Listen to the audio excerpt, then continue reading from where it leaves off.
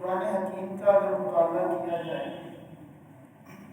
تو اللہ کریم نے خود اپنے انبیاء کو بھی یا کہہ کے پکارا ہے. جیسے کئی مقامات پر لفظ آتے ہیں یا موسیٰ، اے موسیٰ. اب اللہ کریم نے وہاں پہ یا کہہ کے پکارا. یا عیسیٰ کے لفظ قرآن کریم کے اندر موجود ہے. یا ابراہیم کے لفظ موجود ہے. حضرت ابراہیم علیہ السلام کو یا کہہ کے پکارا. اسی طرح نبی اکرم صلی اللہ علیہ وسلم کو اللہ کریم نے فرمایا یا ایھا المزمل، کہیں فرمایا یا ایھا المدثر. آپ کو اللہ کریم نے خود یا کہتے ہیں. اور اسی طرح بلکہ اللہ کریم نے تو قرآن کریم کے اندر بے جان چیز کو بھی یا کہتے ہیں. جب حضرت ابراہیم علیہ السلام کو آگ میں ڈالنے لگے، ابھی نمرود نے جناب ابراہیم علیہ السلام کو اس مشین کے اندر ڈالا ہی تھا، اس کو چلانے لگا تھا تاکہ آگ کو آگ میں پھینک دیا جائے، آگ میں ڈال دیا جائے، دور سے ڈالنا تھا. تو اس وقت اللہ کریم نے آگ کو حکم دیا یا نار کونی بردم وسلام علی ابراہیم، اے آگ ابراہیم پہ ٹھنڈی اور سلامتی والی ہو جائے.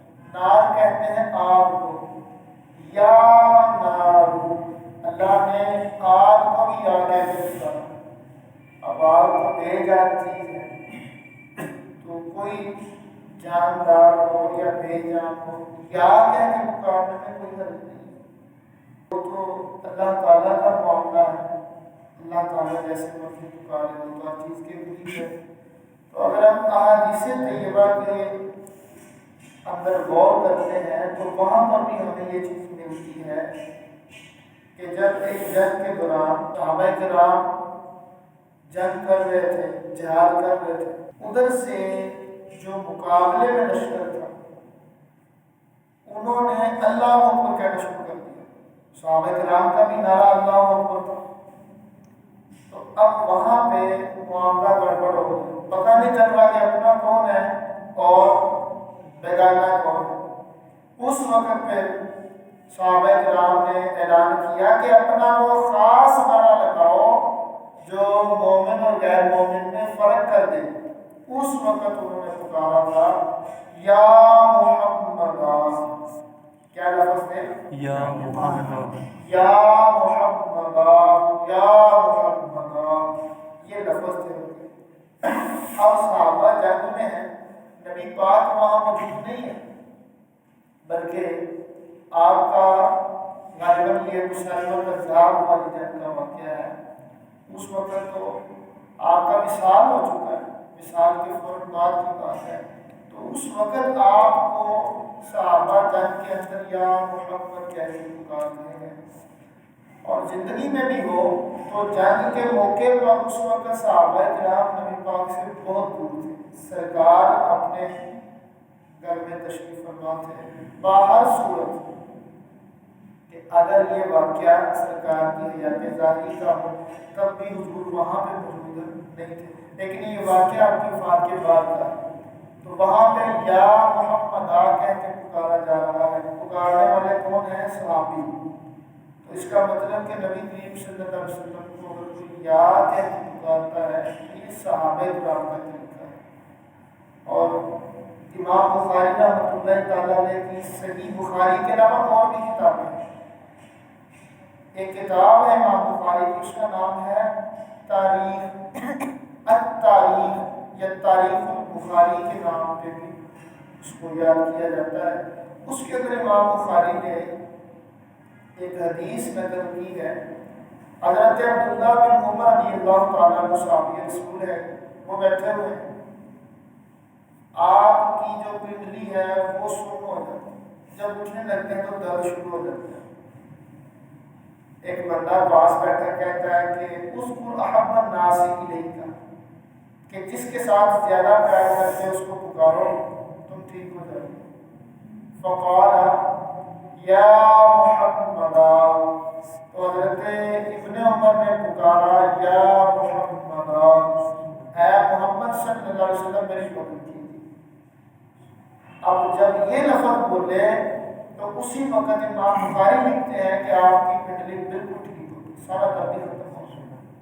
اس کا مطلب یہ ہے کہ حضور کو پکارنا یہ صحابہ کی سنت ہے، اور یا کہہ کے پکارنا اور وفات کے بعد پکارنا اور مدد کرنا یہ میرے نبی کی سنت ہے۔ پکارنا کس کی سنت ہے؟ صحابہ کی سنت ہے، اور پکارنے پر مدد کرنا میرے نبی کی سنت ہے۔ تو جو صحابہ کی سنت پر عمل کرے گا، نبی کریم صلی اللہ علیہ وسلم کی سنت اس کو حاصل ہو، نبی اکرم صلی اللہ علیہ وسلم اس کی مدد فرمائے۔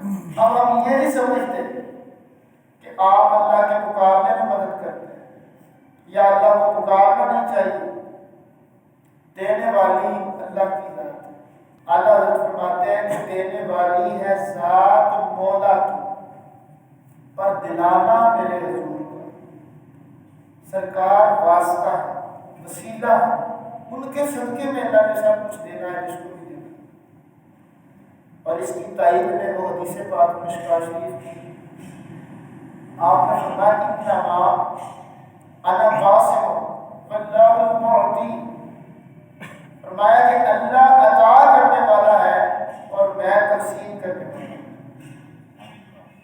اب یہاں پہ غور کریں کہ سرکار تقسیم کرنے والے ہیں، انما انا قاسم، میں تقسیم کرنے والا ہوں، واللہ المعطی، اور ایک روایت یہ ہے واللہ یعطی وانا قاسم، اللہ عطا کرتا ہے اور میں تقسیم کرتا ہوں۔